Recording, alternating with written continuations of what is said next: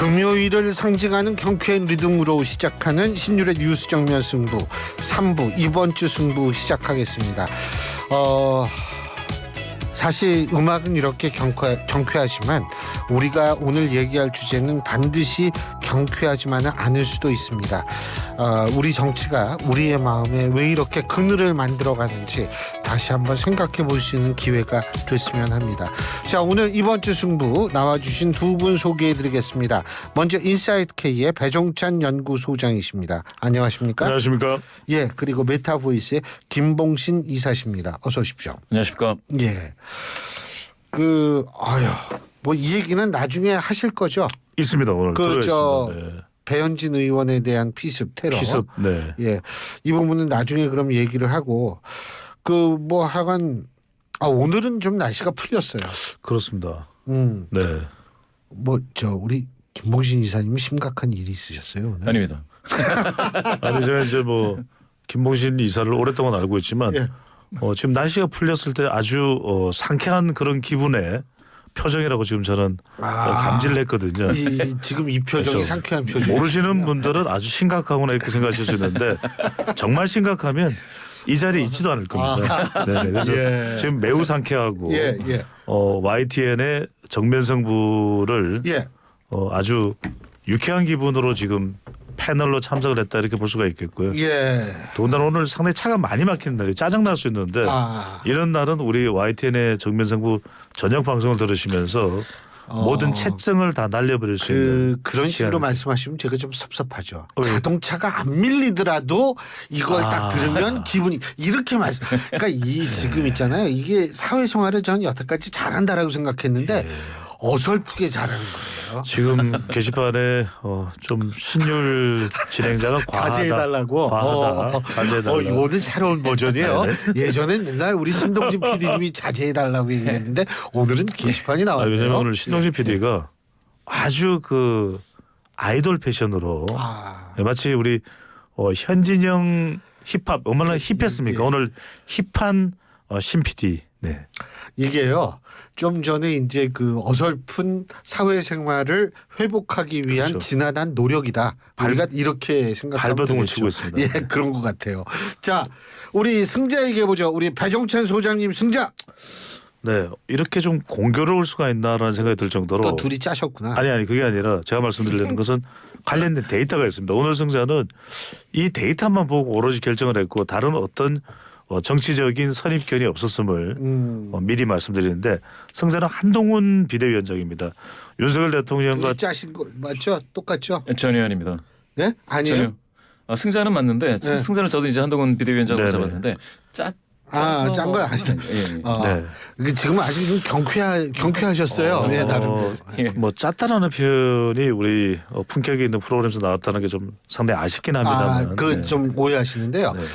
품격 있는 거는 정면의 품격이라고 저희가 따로 코너가 있습니다. 그럼 굉장히 품격이 있어야 되는데 이거 하긴 품격 없어도 돼요. 네. 그럼 마케트 되는 건가요? 네, 마음대로 하세요. 그냥.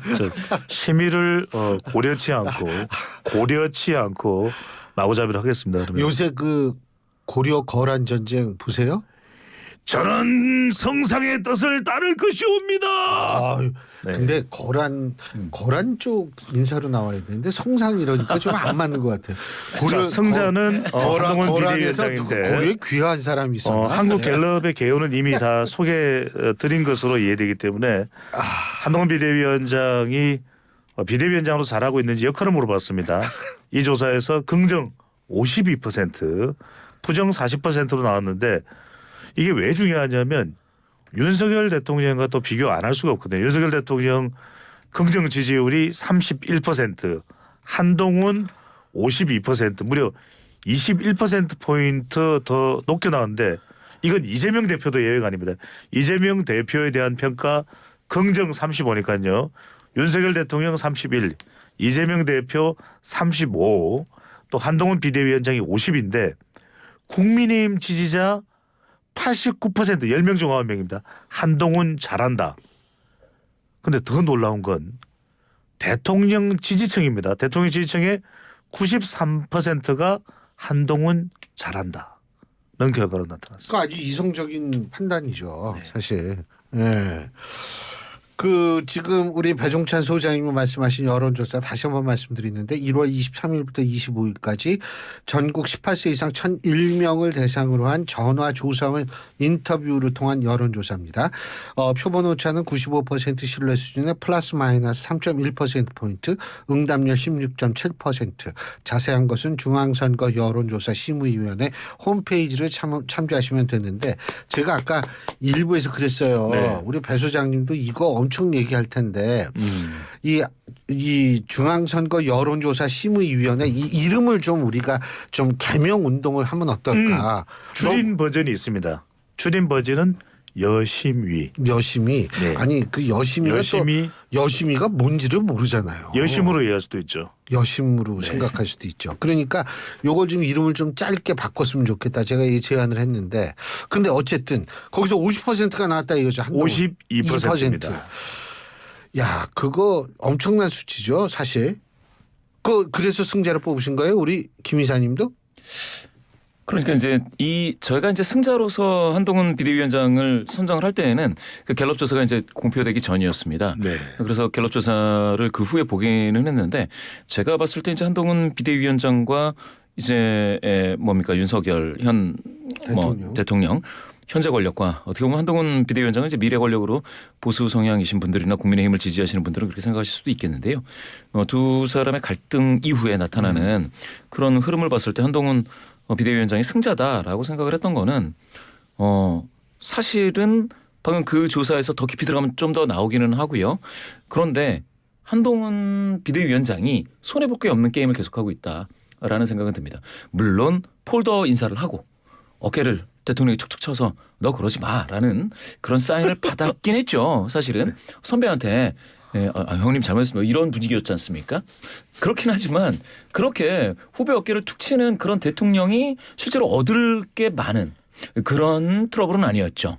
이게 해결이 어느 방향으로 가건 이게 1차전이어서 뭐 2차전, 3차전 간다 하더라도 한동훈 비대위원장이 무조건적으로 이제 득을 보는 것이다. 그 이유 중에 하나는요. 방금 그 대통령 긍정률이 31이라고 이제 말씀 주셨는데요. 긍정률 31이 1%포인트 하락입니다. 그런데 부정률은요. 대통령에 대한 부정률은 이번 갤럽 조사에서 5%포인트가 올라갔습니다. 63%. 예. 놀랍죠. 63이라는 숫자가 나온 겁니다.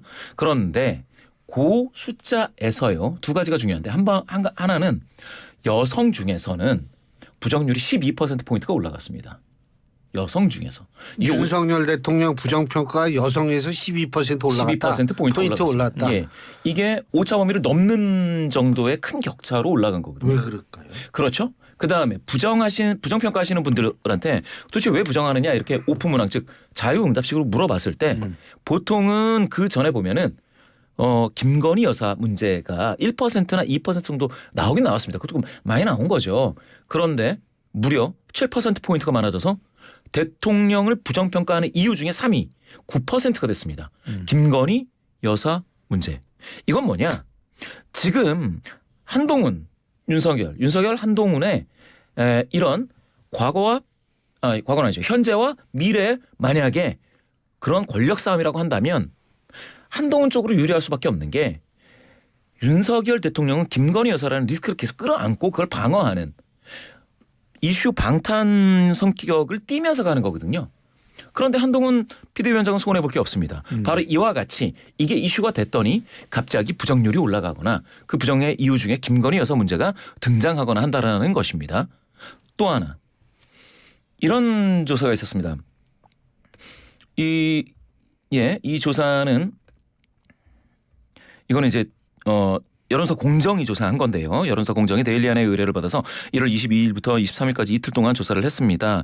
조사 방법은 무선 RDD ARS 조사이고 더 자세한 사항은 중앙선거여론조사 심의위원회 홈페이지를 참조하시면 되겠습니다. 여기에서 뭘 물어봤느냐? 예. 지금 방금 제가 왜 웃었는지 아세요? 왜요? 그 랩을 하셨다는 우리 저 제작진들의 의견이 많고요. 예. 저는 예. 보험회사에서 왜 보험 광고 끝난 다음에 예. 장기 보험 어쩌고저쩌고 나가잖아요. 예, 예. 그거 닮아가지고. 예.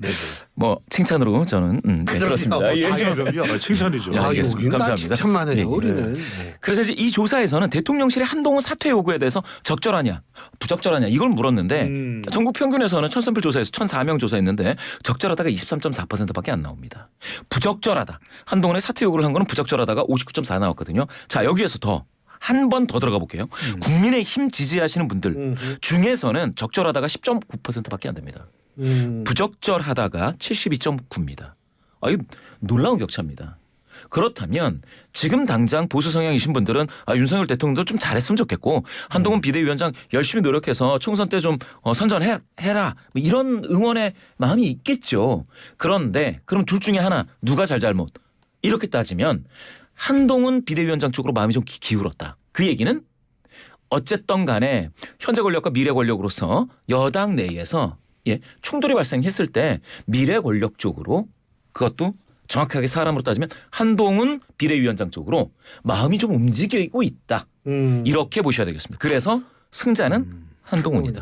방금 전에 그 질문 동의하세요? 좀 설명을 드릴게요. 제가 김봉신 이사가 설명한 것에서 굉장히 중요한 포인트가 있어요. 왜냐하면은 지금 지표상으로 보면은 오히려 한동훈 승, 윤석열 패 이렇게 보인단 말이에요. 그런데 한동훈 비대위원장이 영리하다는 게 그래서 성자에 오르는 게 그러니까 이겼다고는 배 소장님도 보시는 거예요?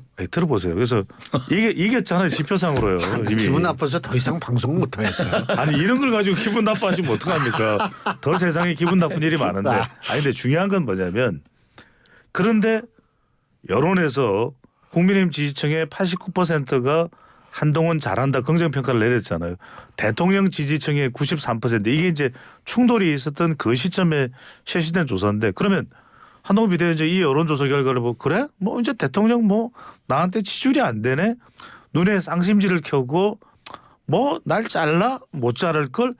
뭐 이런 식의 어떤 대응 태도를 가져가면 한동훈 비대위원장은 오히려 패일 거예요. 그런데 오히려 폴드 인사를 하는 게 그리고 전 대통령을 끊임없이 여전히 존경하고 또 마음이 그대로입니다. 라는 건 뭐냐면 한동훈 비대위원장이 영리한 거고 전략적인 거예요. 그러니까 티를 안 내는 거죠. 오히려 제가 좀 과했나요?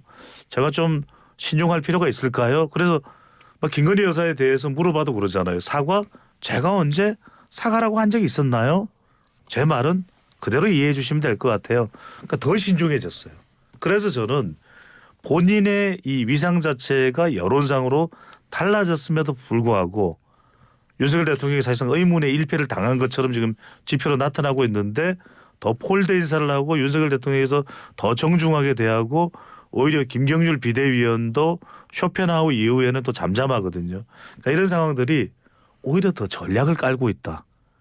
윤석열 대통령이 더 공천이든 김건희 여사와 관련된 부분에 대해서 응답할 수밖에 없게끔 어느 쪽으로 한동훈 비대위원장이 원하는 쪽으로 그게 전략가예요. 그래서 정치 입문한 건 얼마 되지 않지만 상당히 이 전략적으로 포석을 잘 두고 있다. 그래서 성자로 본다는 것이죠. 뭐 그렇군요. 그 우리 배 소장님은 앞으로 조금 그 한동훈 위원장의 목소리는 좀 연습을 많이 하셔야 될 것 같아요. 자제하겠습니다. 예. 제가 신율 진행자를 불쾌하게 했다면 석고되지 않아요. 아유 뭐 불쾌까지는 아닙니다만 좀 더 닮았으면 참 좋을 뻔했다 이런 생각을 하죠. 네. 알겠습니다. 예. 그러면 저희 3부는 여기서 줄이고요. 4부에서 패자하고 승부처 계속 얘기 나눠보죠. 예, 신율의 뉴스 정면 승부 4부 시작합니다. 역시 3부에 이어서 이번 주 승부로 이어지는데요. 지금 이 자리에는 인사이트K의 배종찬 연구소장, 메타보이스의 김봉신 이사 두 분과 함께하고 있습니다. 패자, 뭐 저는 사실 혹시 우리 배 소장님 패자는 한국 축구 대표팀은 아니죠? 아닙니다. 아니죠. 다행이다. 뭐 축구 대표팀으로 하려고 했었는데 어제 축구 경기가 있기 전에 워낙 충격적인 게 바로 오프닝에서 아까 우리 2부 3부인가요? 3부 이제 오프닝 하시면서 이제 신율 진행자가 거론을 했던 바로 배현진 의원 피서법입니다. 어제요? 그거 들으셨네. 예. 진짜 감사합니다. 그러니까 뭐 저밖에 없는 거죠. 근데 진짜 그러네.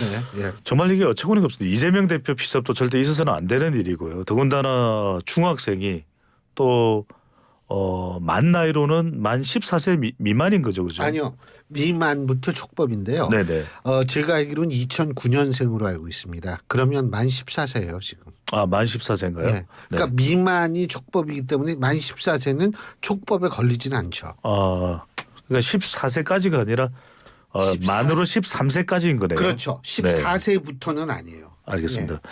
그래서 뭐 그건 이제 우리가 법적인 적용 대상 연령에서는 이제 다를 수 있겠습니다만 사실 중학생이 이 경악스러운 일을 맞아요. 저질렀다라는 것. 첫 번째 제가 이제 주목하는 것은 패자로 한 것은 이건 뭐 더 이상 설명이 필요 없는 패자이긴 하지만 CCTV 영상을 보신 분들은 경악스러울 거예요. 이게 경악스러운 정도가 아니라 네. 기가 막히고 무섭더라고요. 뭐 경선 동지할 일인데 이게 조직 폭력범일까, 조직 폭력배에서나 나올 법한 그런 폭력 행위일까? 왜냐하면 이 짱돌로 우리가 이른바 돌멩이라고 그러죠. 돌덩이라고 하기도 하는데 주먹만한 크기로 무려 10수차례를 현역 국회의원을 가격을 합니다. 인정사정 볼 것 없이. 근데 그러고 나서는 이제 체포가 됐고 자기 나이가 뭐 15살이다라고 이제 우리 나이로 15살이라고 이야기를 했다고 하는 것이고 또 하나는 이게 그냥 묻지마 범죄 이른바 우리가 무차별 흉기 난동이 아닌 것이 두 차례 배현진 의원이죠. 배현진 의원인가요라고 물어봤다라는 겁니다. 이건 표적을 했다는 거예요. 그래서 뭐 이 보도에 따르면 30여 분이라는 이야기도 있지만 2시간 정도 또 30여 분 조금 차이가 있습니다만 주변에서 두리번두리면서 그러니까 누군가의 위치를 알고자 하면 그것이 현역 의원이든 아니면 우리가 말하는 요인이든 중요한 인물이 되겠죠. 알 수가 있다는 거예요.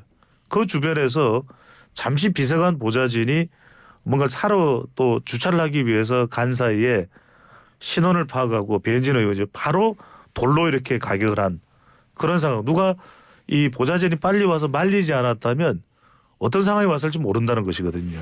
약 1cm 정도의 열상을 입고 봉합을 했다는 것. 물론 어떤 추측을 해서도 안 됩니다. 그런데 지금 이전에는 2006년에 당시 이제 새누리당의 한나라당입니다. 한나라당의 박근혜 대표가 신촌 지방선거 유세에서 커터칼 테러를 당했다든지 또는 마크 리포트 또는 주한 미 대사가 테러를 당했다든지 그런 건 좀 단발성이었거든요. 송영길 대표도 저기 그렇습니다. 망치로 머리 맞았죠. 지난 지방선거 때였죠. 서울시장 선거 유세 도중에 흉기로 둔기로 이제 맞는 그런 상황이 벌어졌었는데 이게 지금 이번에는 벌써 지금 아직 70여일 정도 남아 있는 이 총선을 앞두고 벌써 큰 이 충격적인 피섭이 두 차례입니다. 이재명 대표 또 배현진 의원. 저는 이게요. 국회에서 이제 더 이상 이걸 가지고서 뭐 어떤 자정작용을 하겠다는 둥 뭐 앞으로 우리가 양극화를 정치적인 진영 양극화를 해소해야 되는 저는 말로 안 될 것 같아요. 저 정치권을 믿을 수가 없어요. 그래서 저는 이건 어떻게든 우리 시민과 또 국민이 나서서 정말 이런 일이 벌어지지 않도록 어떤 정말 장치를 마련해야 될 것 같아요. 제도를 마련해야 될 것 같아요. 이런 점에서 저는 패자로 배현진 습격범 피서법을 선정했습니다. 어떻게 보세요, 김 이사님은 배현진 의원 테러? 안타까운 일이고 있어서는 안 되는 일이라는 데 깊이 공감을 하고요. 사실 그런데 이제 이게 아직 수사가 더 진행이 돼봐야 뭐 전모가 밝혀질 거다라고는 생각을 합니다. 그런데 방금 우리 소장님 말씀처럼 우발적 범행이라는 그런 어떤 주장과 관련해 가지고는 과연 그게 맞는지 우발적 범행이 진짜 맞는지에 대해서는 저도 이게 안 그런 정황도 있는 것 같다라는 그런 느낌이야 있죠. 그런데 정말 잘 모르겠네요. 이거는 이런 식으로. 그 본인이 우발적이라고 주장을 한다는 그렇죠. 본인이. 그런데 이제 그 본인 말을 믿기가 참 어려운 정황이 있더라라는 그런 주장이 오히려 더 설득력이 있는 것 같고요. 근데 저는 궁금한 게 있어요. 왜 배현진 의원일까? 그러니까요. 물론 배현진 의원이 유명해요. 근데 그건 우리 같은 사람한테 유명한 거죠. 왜? 배현진 의원이 뉴스데스크 앵커한 게 2017년 중반까지예요. 그러면은 만 14세인 소년 학생의 입장에서 2017년이면 만 한 7세? 뭐 이 정도 되는 나이. 방송과는 전혀 무관하겠죠. 그럼 방송이 무관하면 자 대변인 시절이 2020년이에요. 그럼 지금으로부터 약 3년 전이죠. 그죠? 그러면은 만 11세 뭐 요 정도 됐을 텐데 그때 배현진 의원을 그렇게 굉장히 정치에 관심이 많지 않으면 그러니까 미스터리이고 도무지 연결이 안 되는 것이 이 범행이 있었던 장소도 강남구 서울시 강남구 신사동이니까 압구정동 청담동 그쪽이죠. 네네 그 인근인데 시내 한복판입니다. 말 그래서 강남 강북 이렇게 뭐 강북으로 치면 명동과 같은 시내가 있고 강남에는 이제 신사사거리나 이런 시내가 있는데 이 배현진 의원의 지역구도 아니에요. 그리고 배현진 의원의 동선을 파악하고 그 인근에서 배회를 했다는 것 자체가 표적을 했다는 것이고 실제 누군지를 물어보잖아요. 2차례 정도 물어봤다는 것까지도 지금 이제 이 주변에 이 목격 정언으로서 이제 보도가 되는 내용인데 정치에도 좀 관심이 있었다라는 이야기를 해요. 그래서 저는 이걸 우리가 방송에서 아직 경찰에서 수사 결과가 발표되지 않은 상태에서 어떤 추측도 경계가 됩니다. 그럼에도 불구하고 뭐 이걸 단순히 정치적 양극화 차원에서 할 이야기는 아닌 것 같아요. 왜냐하면 우리가 유튜브도 뭐 확정 평야이니까 진영 간으로 진보냐 보수냐 나눠져 있고 방송의 경우에도 각각 이 정치 성향이 다른 또 평론가나 의원들이 나왔을 때는 서로 간의 입장이 완전히 극도로 다른 경우가 있지만 그렇다고 해서 그것을 뭐 폭력으로 제압을 한다든지 신체적인 이 위해 행위를 한다든지 이런 건 없거든요. 해서도 안 되고 그건 뭐 민주주의 사회나 법치국가도 아닌 것이고 근데 중학생이 이런 걸 했다는 것에 대해 우리가 충격적인 것입니다. 그게 굉장히 저도 충격인 게 이게 사실은 말이에요. 일반 국민들 일반 국민들은 성인들도요. 뭐 예를 들면 제가 우리과 교수를 28년째 하고 있는데 우리과 학생들도 정치학을 전공한 학생들 아닙니까? 그런데도 자기 지역의 지역구 의원 이름을 아는 학생들이 한 3분의 1 정도는 몰라요. 예? 그러니까 그게 정상이라는 거예요. 근데 중학생이 자기 지역에 사는 의원도 아닌 자기 지역구 의원도 아닌 다른 지역구 의원을 이름까지 물어보면서 이 테러 행위를 했다라는 게 이게 도대체 이게 설명이 안 되는 거예요, 이게. 그렇죠. 그래서 저도 이게 그래서 저는 크게 두 가지 사항들을 우리가 이제 좀 확인하게 되는 것은 뭐냐면 첫 번째는 이번 선거는 유례없는 선거에 영향을 주는 변수 중에 하나가 피습이 등장을 했다. 그러면 앞으로 공식 선거 운동 전에도 예비 후보로 또는 현역 의원으로 지역민들과 만날 텐데 또는 다른 자기 지역구가 아니더라도 다른 지역에서 정치 활동을 할 텐데 안전이 보장될까요? 저는 이게 극도로 이 피섭이라는 것을 의식할 수밖에 없는 당연하죠. 10일 이제 4월 10일 총선이 될 수밖에 없는 역대 이런 게 없었어요. 예전에는 이제 단발성으로 뭐 그런 것이 이제 선거에 미치는 영향을 우리가 분석하기는 했지만 이번에는 말 그대로 이재명 대표, 배현진 의원 또 누가 어떻게 될지 알 수 없습니다. 첫 번째로는 피습이 우리 역대 선거 최초로 선거의 투표자의 투표 기준에 중요한 영향을 줄 수 있는 선거가 됐다는 거. 두 번째는 이쯤 되면 김성태 국민의힘의 김성태 전 의원도 드루킹 관련해서 국회 앞 계단에서 단식을 할 때 누군가 와서 김성태 의원 이렇게 확인을 하면서 주먹으로 난입을 하는 경우가 있었거든요. 맞아요. 자 이제 이건 믿을 수가 없는 것이 국회 경찰이 만들어질 수밖에 없을 것 같아요. 그동안 우리가 뭐 지하철 경찰도 있고 하긴 했지만 이제는 국회의 경찰 조직이 상주할 수밖에 없는 내셔널 어셈블리 폴리스가 만들어질 수밖에 없을 것 같고 적어도 앞에 국회의원들이 갈 때는 이 의원실에 비서진이나 보좌진도 있겠지만 적어도 무장을 한 경찰이 물론 무장이라는 것은 중무장은 아니고 경무장을 말씀드리는 겁니다. 2명 정도는 신변 보호를 위해서 같이 동행을 할 수밖에 없는 상황이잖아요. 그러면 실제로는 선거운동도 지극히 제한될 수밖에 없는 그런 상황이 벌어질 수도 있는 거죠. 어쨌든 경호 전문가들이 주장하는 거는 뭐냐면 말씀하시는 건 50cm 법칙이에요. 50cm 이 거리를 두면 이게 갑자기 뭐가 들어와도 어느 정도 막을 수 있는 거리가 된다라는 거예요. 이게 50cm. 근데 이게 50cm 이하로 떨어지면 이게 갑자기 들어오면 이게 뭐가 안 된다는 거예요. 그거 우리 정치하시는 분들 좀 잘 생각을 해보셨으면 좋겠고 특히 셀카 찍었던 거 이거 조심하셔야 돼요. 조심해야 됩니다. 예. 네. 같이 옆에서 이렇게 하자고 갑자기 뭐 혹 들어오면 어떡합니까? 예. 자 저기 우리 김 이사님 저기 패자. 예. 저는 그러니까 오늘의 패자로서 류호정 전 의원을 꼽았습니다. 좀 아까 나오셨는데 예. 아, 이 방송 듣고 다시 오실 것 같아요. 지금 가다가 다시 올 것 같아요. 잠깐만요. 문을 열고 지금 들어오는 분이 아니군요. 아니군요. 네. 예, 예. 그러니까 이제 이걸 승자 패자로 이렇게 나눠서 이렇게 이야기하기가 상당히 어렵기도 하는데요. 예, 패자가 뭐 인생에 실패했느냐 아니면 뭐 대단한 뭘 잘못했느냐라기보다는 사실 제가 봤을 때는 그러니까 지난 2020년과 지금 2024년을 비교해 본다면 사실 2020년은 여러 정당에서 청년 정치를 많이 이야기를 했습니다. 그렇죠. 정의당도 류호정 의원 그 비례 1번으로 이렇게 등장시켜서 당선이 됐는데 장혜영 의원도 있죠. 네. 장혜영 의원이 이제 비례 2번이었죠. 네.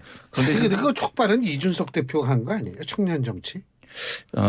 꼭 그렇다고 보기에는 좀 어렵죠. 만약 이준석 대표가 청년 정치를 이야기하면서 거기에 대한 반발이라기보다는 오늘 제가 계속 깨지고 있습니다. 그냥 더 때리세요. 그냥. 장혜영 의원이 아마 비례 3번일 겁니다. 여성의 경우에는 이제 예. 홀수이고 남성의 경우에 짝수이기 때문에. 그래야 되는데 정의당이 1, 2, 3번이 다 여성이었습니다. 아, 그게 가능한가요? 예, 그래서 비례 5명 중에 남성이 1명밖에 못 들어가서 그래서 좀 문제가 됐었죠.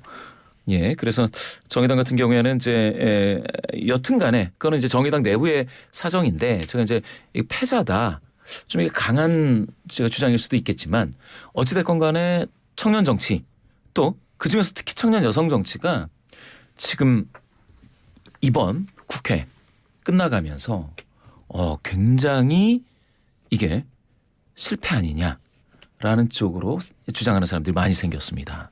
그런 의미에서 저는 패자다라고 좀 이야기하지 않을 수가 없는데요.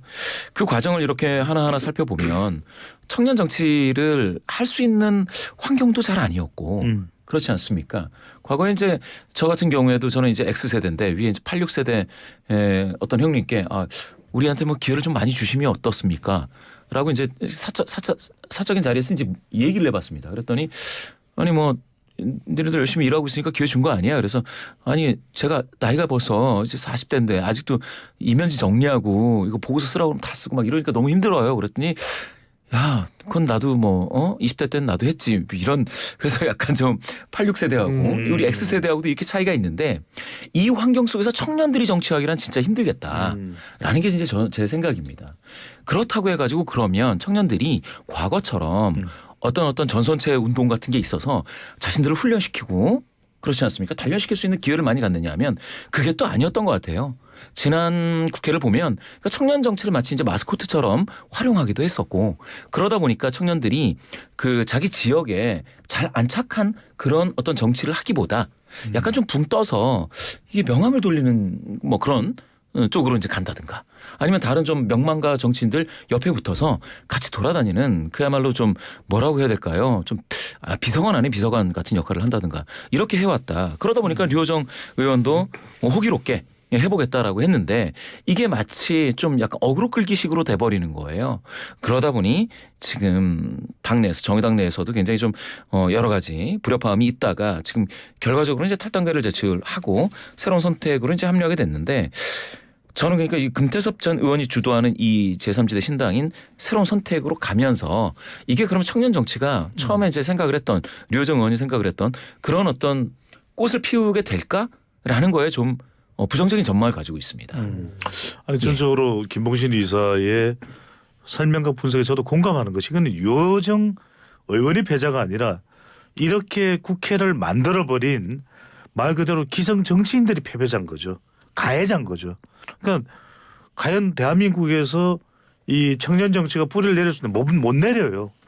여전히 이 86 기득권 정치 또는 정말 아저씨 정치에서 못 벗어나고 있습니다. 우리 무슨 지금 불체포 특권이나 또는 다양한 혁신 방안이 올라가지만 결과적으로는 뭐 체포 동의안 운운하기 바쁘고 뭐 우리가 국민들이 공감하고 눈물 흘릴 만한 혁신 있나요? 그리고 4년 지나면 또 다 국회의원 되겠다고 난리법석인 상황인데 저는 세 가지로 분석을 했는데 첫 번째는 청년 정치가 절망했다.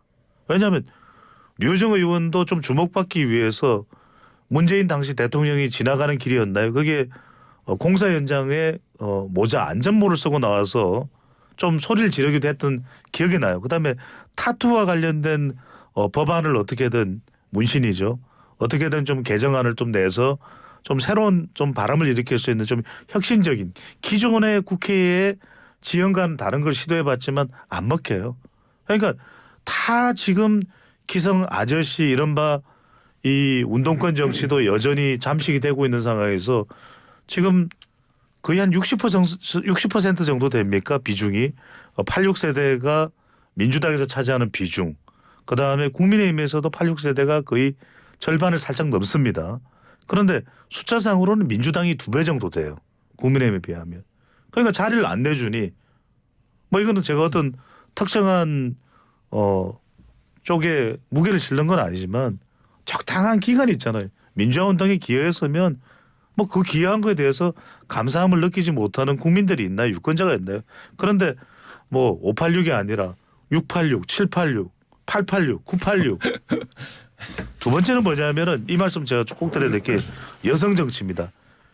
미국과 유럽은 적어도 일본만 하더라도 여성 정치가 존재해요. 그런데 우리는 어느새 들어가 보면 원내대표도 남자, 당대표도 남자, 정책위의장도 남자, 겨우 비례대표로 우리가 여성이 많아진 거지 소선거구 제도에서 여성이 당선되기란 하늘의 별 따기입니다. 그러다 보니까 점점 여성 정치인들은 비례로 들어와 가지고 그다음 선거 때 국회의원 선거 때 지역구 찾기 바쁘고 할당받기 바쁘고 배분받기 바쁘고 정신이 없어요. 그러다 보니까 여성 정치가 아니라 남성 정치와 비슷하게 닮아가려는 마초 정치화가 돼요.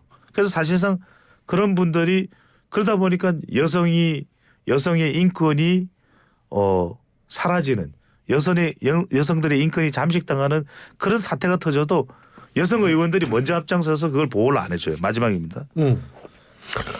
네, 짧게 소수정당 정치 류호정 정의당이 오죽했으면 녹색 정의당으로 플랫폼 정당으로 이름을 바꿉니다. 2004년도 총선에 나왔던 2002년에 대선에 나왔던 권영길 민주노동당 대표의 이야기 기억나실 겁니다. 살림살이 좀 나아지셨습니까? 요즘 비슷하다. 예. 그러니까 그것조차 이제는 찾아볼 수 없는 정의당의 현실이 됐어요. 심상정 전 대표 대선 후보는 지역구를 찾아가야 되는 상황이고 그러다 보니까 녹색 정의당 어떤 정체성으로 우리 국회에서 의석 5석 6석 가지고 자리매김할 수 있는데 못해요. 그러니까 소수정당이 발붙일 수조차 없게 만든 이 국회에 대한 기성 정치인들에 대한 비판과 그게 이어져야 되는 거지 류호정의 패배가 아니라 이건 기성 정치인 기득권 정치의 패배죠.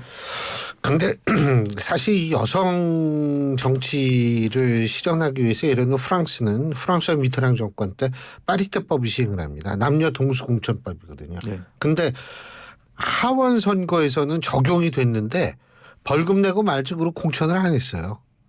그걸 통과시킨 사회당마저도 50%였는데 20%밖에 안 했어요. 30% 안 한 거죠. 이게 그러니까 선거에선 이겨야 된다라는 강박이 있고 프랑스가 상당히 여성의 지위가 낮거든요. 유럽 국가 중에서 그리스, 프랑스 이런 데가 좀 그런데 그게 쉽지는 않아요. 그런 측면에서 우리가 좀 생각을 해봐야 될 것 같은데 우리 김봉신 이사님 승부처. 예. 저는 이제 승부처로 R&D 예산이라는 지금 최근 많이 얘기가 되고 있지 않겠습니까? 승부처. 제가 이거를 갑자기 이렇게 확 꼽은 데에는 최근에 이제 뉴스에서 미국이 이제 유인 달 탐사 프로젝트 아르테미스 있지 않습니까? 그 계획에서 한국이 만든 큐브 위성을 달에 보내주겠다 이렇게 제안을 했는데 우리나라가 우리 정부가 이제 예산이 없다. 거절해서 이제 최종 무산됐다 이런 소식이 들려오더라고요. 그런데 제가 이 뉴스를 물론 이제 제가 사무실에서 접했는데 제 아들이 중학생인데 이걸 보내왔습니다. 예, 아들이 중학생인데 이게 그러니까 미래 세대들이 굉장히 관심이 있을 법한 그런 뉴스라는 것이죠. 당연하죠. 달에 가고 뭐 이런 거 얼마나 재밌어요. 그렇죠.